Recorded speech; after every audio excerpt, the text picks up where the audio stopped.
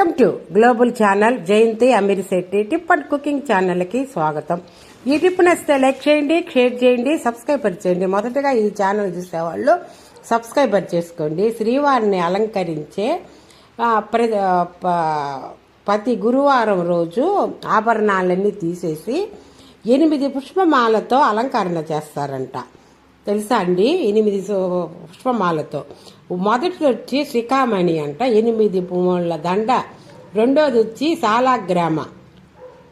సాలాగ్రామ మాలలు 2 వేస్తారంటండి. ఒక్కొక్కటి 4 మూలలు ఉంటాయట. మూడవది కంఠస్థరి అంట, 3.5 మూరలు ఉంటాయంట.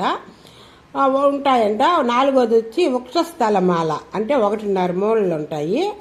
చొప్పున అలంకరణ చేస్తారంట. ఐదోది వచ్చి శంఖ చక్రమాల, ఆరోది వచ్చి కంఠస్థరము 2 మూలలు ఉంటాయంట ఒక్కొక్కటి. 7వది వచ్చి తావరం. 8 వచ్చి తిరువడి దండలంట.